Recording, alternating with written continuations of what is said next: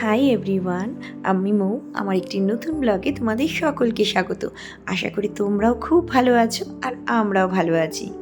আজ সকাল সকাল জলখাবারগুলো তৈরি করে নেব আর সঙ্গে দুপুরের খাবারগুলো, কারণ আজকে মেয়েকে নিয়ে একটু মার্কেটে যাব, কারণ ও স্কুলের স্প্রিং ক্যাম্পে নাম দিয়েছে আর স্প্রিং ক্যাম্পের জন্য কিছু জিনিস কিনতে হবে। সেই কারণেই মার্কেটে যাওয়া।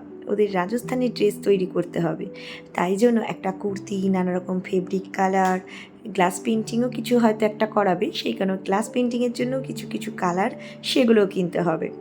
তাই জন্য আমরা ঝটপট করে চলুন আমি রান্নাগুলো সেরে নিই। প্রথমেই আলু আর ঝিঙেগুলোকে কিউব করে কেটে নিয়েছিলাম। এবার আলু ঝিঙেগুলোকে হালকা হালকা ভাজার পর প্রচুর পরিমাণে জল বেরিয়েছিল, আর প্রথমেই আমি নুনটা সেই কারণেই দিইনি। এবার নুন দিয়ে দেবো আর সঙ্গে দিয়ে দেবো পেস্ট করে রাখা কাজু, পোস্ত, সামান্য দুটো কাঁচা লঙ্কা আর একটু টমেটো।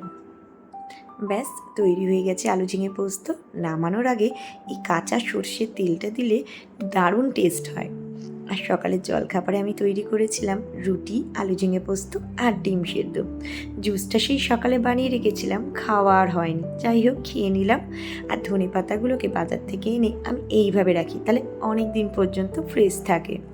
ওদিকে ডালটাও তৈরি হয়ে গিয়েছে, সজনে দিয়ে ডাল। আর বেগুনগুলোকেও ছোটো ছোটো কিউব করে কেটে ভেজে রাখবো।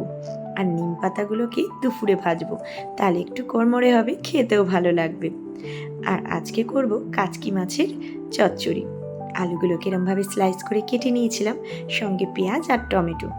এরপরে এর মধ্যে পরিমাণ মতো নুন আর হলুদ দেব, আর সঙ্গে দিয়ে দেবো কাশ্মীরি মির্চ দিয়ে ভালো করে এটাকে মেখে মিনিট 5 রাখবো। আর দিয়ে দিয়েছিলাম আদা আর রসুনের পেস্ট। ব্যাস দিয়ে 5 মিনিট রাখার পর এর থেকে না জল বেরোবে।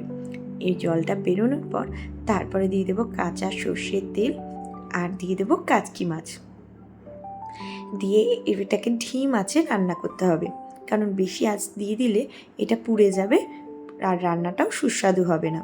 ব্যাস দুটো কাঁচা লঙ্কা দিয়ে দিয়েছিলাম। আর নামানোর আগে ধনে পাতা দিয়ে তৈরি হয়ে গেছিলো আমার কাচকি মাছের ঝাল। আর নিম পাতাগুলোও বেছে রাখছি, কারণ মার্কেট থেকে এসে না আর কিছুই করতে ইচ্ছে করবে না। আর দেখুন ছাদে এসেছিলাম আর দেখছি আজকে দুটো গাছে আনারস ধরেছে। এই গাছগুলো না এখানের নয়, কেরলের। বাবা মা ঘুরতে গিয়েছিল কেরলে, ওখান থেকে আমার জন্য নিয়ে এসেছিল। তাহলে চলুন এখন তাহলে ভিডিওটা এখানেই শেষ করি। আপনারা সকলে ভালো থাকবেন, সুস্থ থাকবেন, আর ভালো লাগলে লাইক কমেন্ট করবেন।